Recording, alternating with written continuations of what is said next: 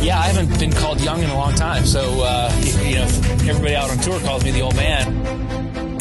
Golf's no different from hockey. It requires talent, self-discipline.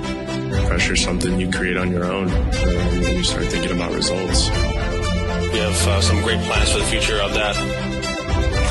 I saw Doug play yesterday, and I got to tell you, this guy spends more time in the sand than David Hasselhoff.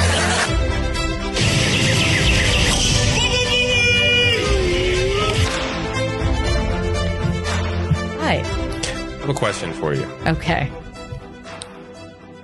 Is it weird that I still feel like if you have all 3 alcohols in the same day, that it's like a badge of honor? I don't know. I miss the experience of going away to college. And I went to a commuter school. I feel like that might be a college thing. I was just thinking right now, because we had, wine with our dinner. Mm-hmm. And then I'm sipping Irish whiskey right now, and it's still kind of warm where we're at. And I was like, oh, what if I cracked a beer right now? And then I'm like, oh, I hit the trifecta for the day.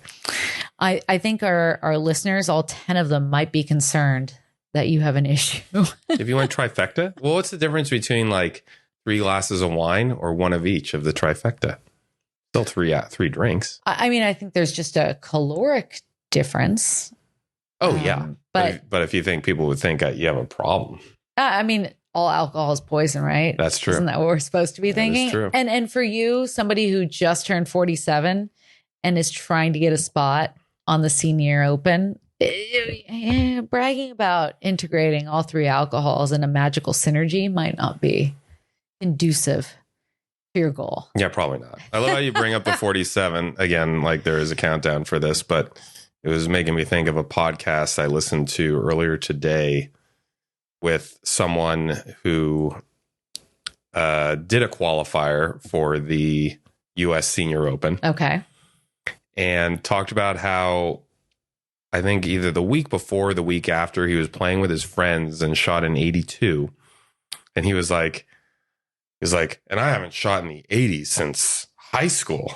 I was like, oh, God. I'm like, I shoot in the 80s all the time. Yeah. And it just, again, today's episode is called The Doubts and the Doubters. And, I listen to something like that and I'm like, I've never shot in the 60s, which would be, that's the goal. 3 under, 4 under, that kind of thing. And this guy's talking about how he hasn't shot in the 80s since high school. And it sounded like he did qualify. He shot a 68 in one of his rounds. I didn't catch what he shot in his other round. Yeah, in competition, like difficult conditions. Whoa, he rose to the occasion. Yeah, this guy owns a golf instruction website. Okay. So he's and it's one that I would consider like maybe subscribing to. I really like the things he's saying, and I'll go over some of the stuff maybe today. But I have doubts every single day, every single time I play. I think whenever anyone is trying to achieve something that seems unachievable, of course there's going to be doubts. What are your doubts? I think it could be a colossal waste of time. And, also this guy also talked about how he's filming, this is a podcast that got published earlier this month, and he's filming with a very well-known YouTube golf influencer. Uh-huh. And he was like, I've had, 20 people, maybe 100 people watch me play golf before or whatever. But he's like, there's a chance that my golf game could be there for a million people to see. He's like, I've never had anyone. And I was like, whoa. And I don't typically have a problem playing in front of people, but, it's a little bit different if there's people there that, like, you might do something, you might overhear someone be like, God, this guy sucks. Sure, gets in your head. It's different than when your friends say it, because you're like, yeah, like, these are your friends. They I can mean say it any too. harm. Yeah. But well, here's the thing. You mentioned colossal waste of time. It's still something you love doing. So going to the range, playing in tournaments, playing on the weekends, like it's never going to be a fucking waste of time. No, that's true. That's a good point. Yeah. I guess, if this starts, going down the road that I'm hoping it's going down, that we're planning on it, You know, I could have friends or people like follow me online, you know, follow my scores in real time. I could have people watching on television. Yeah.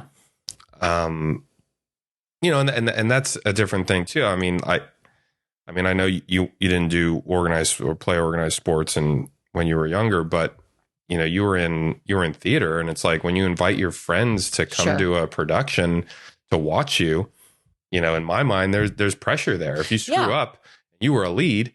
If you screw up, like those people are there to see it versus, oh, if I didn't even invite them, like there's no chance. You know, it's funny. I never thought about that. And it's probably because I was phenomenal. But where I can relate to you is, you know, for some time I thought about seriously running for public office. Mm-hmm. I went through the Emerge program, which is like the premier program. Kamala Harris brought Emerge to San Francisco, where I took it.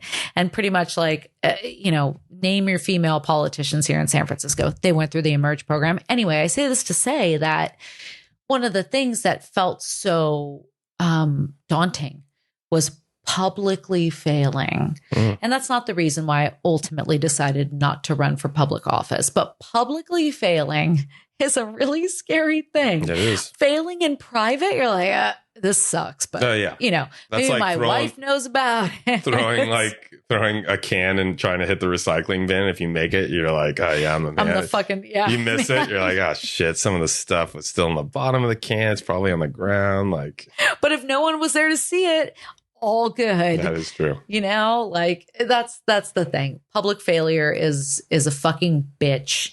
And that's why I admire folks who do put themselves out there, no matter what the task, no matter what the goal. Putting yourself out there in a forum, a public forum where you could fall on your face, is brave. Hey, well, you're going to see some bravery. I'm a snowflake. I'm very concerned about feelings. You're going to see it. So we'll see.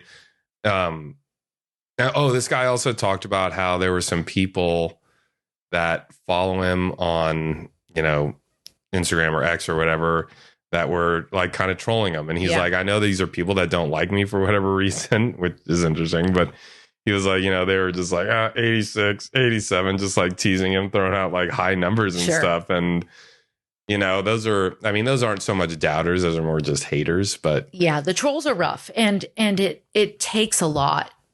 And I have another podcast as well, and me and my podcast partner have been at it for about 1.5 years. And so, you know, we've gotten some trolls. Even when you and I have posted some stuff on TikTok, we've gotten some random people who are like, you're going to fail. Fuck you. Like, who is this person? What a dick. I would never say that to somebody, you know? And you've got to realize that fuck them. They're probably sitting in their parents' basement eating chicken nuggets, like keyboard warriors, of full blown unemployed. Like, fuck you. At least I'm putting myself out there. So you have to put it in that perspective. Like my mom always said, you got to consider the source. So, you know, you can't take those things too seriously. Now, talk to me about your game too, because when we talk about doubters, I think we need to talk about your doubt of yourself. Psychologically, what the fuck is happening for you when you get out there and you're competing? What's wrong with your eyes? Nothing. It was my contacts were a little dry. I thought I saw a flutter. I was worried you were having a stroke, so I had to ask the question. I just had my eye exam, and I call it the video game. Oh, sure. Where you look in the thing and it has the quick squiggly lines.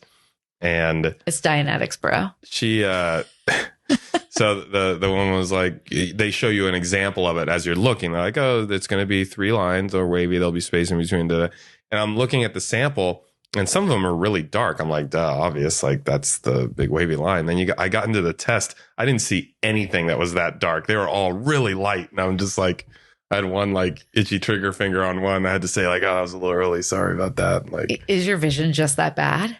My vision's awful. Your vision is awful. I keep trying to get you to get LASIX, which I think, you know, if we're talking about golf, it will help with your game as well. Oh, you know, fortunately, I've never run into like an issue where I required like eye drops because like some really bad stuff was happening in my eyes. Fortunately, that doesn't happen to me. And I wear sunglasses all the time. I just feel like I have sensitivity to light. Okay. So It's a vampire. So that's yeah. I fucking wish. Evening. What kind of vampire was that? You do wish. That was the OG vampire. You're no Damon, bro. No, I'm not. But I mean, there's a lot of parts of my game I doubt just because I have, with golfers, they have memories of things, and especially like certain holes and certain shots. And a lot of the times the last thing you remember, or the majority of the memories that come back, are the bad ones associated with situations. Like, step up to a tee box and you're like, oh, and I say this a lot. I'm like, oh, I hate this hole. Oh, this is one of my least favorite holes on the course. And it's because I'm associating more bad memories than good with it. Yeah. And so you either have to play more to have more good memories to kind of undo those, or you just need to get just a little bit kind of tougher in terms of glass half full instead of glass half empty. Block out the bad, bro. But, it's Good unfortunate that our human condition makes our brains skew negative. Well, I shouldn't say it's unfortunate, because it's a survival mechanism, because you're always looking for things that could hurt you. And when we lived on the plains and we could be attacked by a saber-toothed cat, for instance, that was really valuable. You look for the negative, you look for the things that can kill you. But now there are fewer predators. Well, we're our own worst predators, right? Human beings. But there are fewer things that could kill you. And so now we're programmed by bias and all these other things where things aren't really threats, but basically our lives compared to our ancestors are so fucking good that we find threats in things that really aren't threats. Not to our survival, at least. Well, the only thing that kills you on the golf course is like a snowman. And I'm not talking about Frosty. I'm talking about an 8, which is like a 4 over par and a par 4 type of thing. What does that mean? Snowman. Oh, because an 8 is the little circle over the big circle. So they call it a snowman. I see that. Yeah. That makes sense. So if like technically if someone else is keeping your score in a tournament, which you don't keep your own score, someone else does, and they ask you what you got, you're supposed to say a number. Okay. You're not supposed to say like bogey or I took a snowman, like, although that one's pretty obvious. It's an 8, but in case someone doesn't know that or whatever. But do you want to build a snowman? We do not want to build a snowman. Clearly have a 7-year-old on the so I'm going to sing some Frozen. We do not. Oh, speaking of Disney songs, my buddy and I were having coffee at Phil's in San Francisco, and the baristas there put on Disney songs. Wow. On blast too. Okay. It was loud. All right. Owning it. And yeah, I was like, ooh. John and I were just like, ooh. There's a segment of the population, the adult population, that absolutely goes apeshit for Disney. Oh yeah. We're not we're not a member of that club. We don't go apeshit. We don't at all. But then again, we recognize the songs, and I have an appreciation. That kind of thing. I would say we have an appreciation for how catchy the songs are, how good they are, actually, in a lot of instances, and how funny Disney movies are. Yes. There's shit in there for adults. Yeah, Disney's also we won't go into the kind of company they are, but yes, their songs are catchy and their movies are great, and our child is made happy by them. So we take it. We take it. We do. But yeah, more doubts. And I think there's some mental gymnastics I need to do to practice, because there's a lot of things that I've been listening to a lot of different podcasts, and, it sounds like the common theme is one of the worst things you can do before you step over a shot to hit it is don't do this, or this better not happen, or I'm probably not doing this. The negative stuff tends to get in there instead of like, let me just paint the picture in my head of what the shot's going to look like. And that's the last thing I'm going to think. Because that's like a strategy too. Paint the picture. But okay. Got it. There's so many things. Your vision board. Wild. I'll tell Oprah. Wild. No, now that you're teaching me how to play golf, I'm realizing the game always seemed very complicated to me. Just the finesse involved, just the strat, you're hitting a ball with a stick. Like, it's fucking hard. But now that you're teaching me how to play, I'm taking all these things into consideration simultaneously. And this is just on the driving range.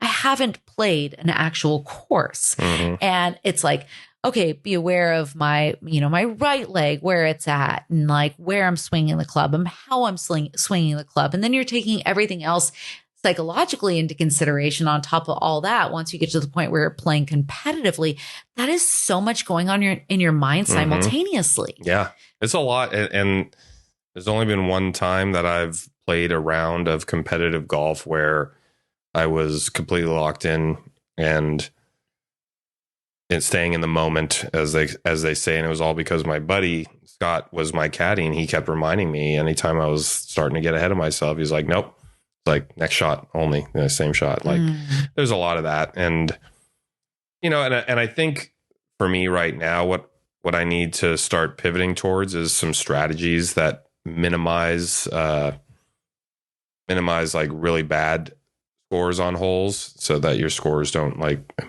really go up. And it's a strategy thing, and it sounds really boring, but I think it goes against what I'm used to doing, which is like, oh, there's always the hero shot, there's always the chance. The ball could go in the hole at any time. Like typically it's really low chances that from like 200 yards out, you're going to hit a shot and the ball's going to go in. I've done it like once in my life from 175 yards. It's complete luck. I have the picture. It's complete luck.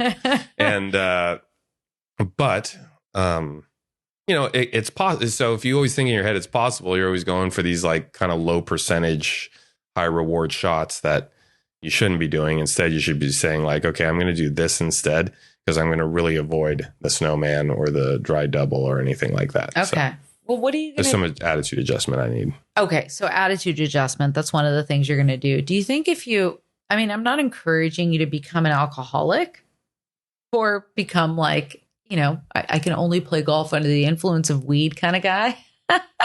But do you think those substances would help you just like let go and be loose and just play to play? I don't think so. I think they'd be worse. I would almost equate it with like when I used to play blackjack, and if I was counting cards and I was really trying to do what I was supposed to do.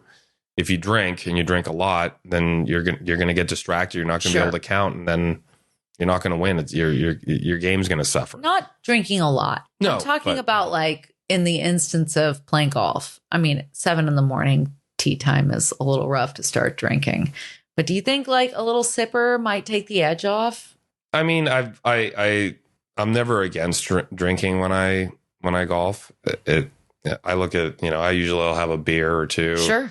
And it's almost more for refreshment. Like I finished the beer in almost like a hole's worth. But I think instead of that, it's just being in situations so that it's nothing's new, so nothing surprises you, and you just got to have a little more confidence in yourself. If alcohol gives you confidence, like when you're a single dude walking into a bar and you need a drink to be able to talk to women, like if that's the thinking in terms of like, oh, I need this to relax so that I don't put pressure on myself playing golf, like maybe, who knows?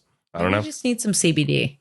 Yeah, I'll keep CBD in my bag for sure. I say this, and CBD is obviously, or THC, a lot healthier than alcohol. So I would prefer to push that as long as that's the magic pill. But I do feel like it helps you get loose. And you are so in your head that you sabotage yourself almost. And you overthink. It's analysis paralysis. It is associated with you being a Libra. You're weighing everything and you overweigh shit. Sometimes there's a time for just action, not thinking. And I think that if you're loose, whatever it takes to get to that point, like maybe we do some yoga before you go out. Yeah, maybe. Whatever it takes. But you are too in your head. We got 3 years to try different things. We do. And I am no psychiatrist, psychologist. I'm an amateur, I guess. I'm an admirer of psychology. I do. But I don't have a degree. But I think for you, it's less about skill and more about what's going on up here that's impacting your game and your ability to lower your handicap. Yeah. Based on what you've told me, based on being with you for 13 years and you like breaking down not only your game with me, but also what's going through your head when you're in competition. Yeah. there's some things that are going to have to change, and there are things that, and some of them are things that I don't want to. I'm not looking forward to it because it goes against my. I think it goes against my personality a little bit, but we'll talk about those in a different one. But that's when the most growth happens. I have to tell you, you got to challenge yourself, bro. We're getting real metaphysical here, but challenging yourself, getting outside of your comfort zone, pushing yourself to grow. That's what it's going to take. And I know this from other habits unassociated with golf, that's not you. Habits. You are about tradition and habits. And this is what I've been doing my entire life. And yeah, it might not be working for me very well, but I'm not changing it. Yeah. Well, I think but what gets me to change is when I hear other people say stuff and I trust what they're saying. That makes sense. And I'm just lately, I've started to listen to more different podcasts, ones I would normally not listen to, ones that are more kind of game improvement instead of like the state of the game and like PGA Tour stuff.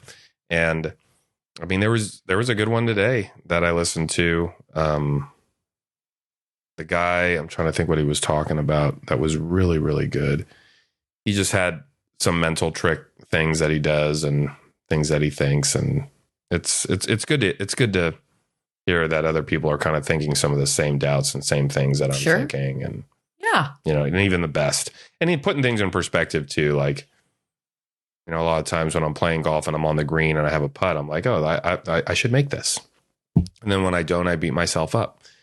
And, hearing that like even PGA Tour pros only make 14% of 20 footers or something like that. It's like, oh, geez, that's, but if you ask people, he was saying, if you go out and do a poll and you ask people, majority of them, they're like, oh, PGA Tour pros, they probably make like 60% of them, 40, 60%. Like, and it's like, no perception. So you kind of have to reset your expectations, I guess. And I think once I start resetting my expectations, some good things are going to happen. Okay. And I think that's what I need to do. I've kind of started it like to the point where I'm just like, if I don't have a great day, it doesn't ruin my day. I don't care as much. I shouldn't say I don't care. It's just not as much, but I'm just like, whatever. Okay. That's good. So, how's your diet been going? Not bad. Yeah. Not that bad. It's been okay. We ate a lot of red meat, I feel like, in the last 7 days, but maybe, more than usual. I felt like we did like burger. We had that ribeye last weekend. Yeah, this has been a lot of red meat. Another burger. I felt like big red meat week. Yeah. Yes, that's true. So, but aside I did fish last night. I think you've been all right. Yeah, I did sushi tonight, so I was trying to kind of balance it out a little bit. So yeah, no, you've been doing the diet's been okay. I've been doing my stretches a little bit more. What about actual exercising? We need to. I need you to try to wake me up. Oh, Lord. Why does it always fall on mom? Because I can't hear my alarm. Oh, Lord. Don't use the mom turn. It doesn't fall on mom. It falls the literal on you. Alarm goes off and he will not get up. And so it's hard. I must have to push him out of bed in order to make this happen. And I'll do it. No, if you do verbal guilt, it'll work. Okay. All right. So once again, it falls on me, everybody. So I want to make sure he gets up. That is a 90s grunge song. And works Falls on me. Yeah, it is pretty 90s. Falls on me. It was like 90s grunge night at Whole Foods tonight. Yeah, they had it rocking. Yeah. I walked in. I was like, are they playing STP really loud in here? That's a Friday night vibe for sure. I was into it. All right, kids. Next part. Let's go over some championship tour coverage. No one else really does. So I think it was last weekend was the Pure Insurance Championship at Pebble Beach, right down the block. The Insurance Championship. Pure Insurance. They want to make sure that you know that it's pure insurance, not some other thing. Not diluted insurance. It's pure. It's absolutely pure from the Rockies. But at Pebble Beach, as most people know, Monterey, Pebble Beach, #1 public course in the country. Yep. I think it's over $600 a round now.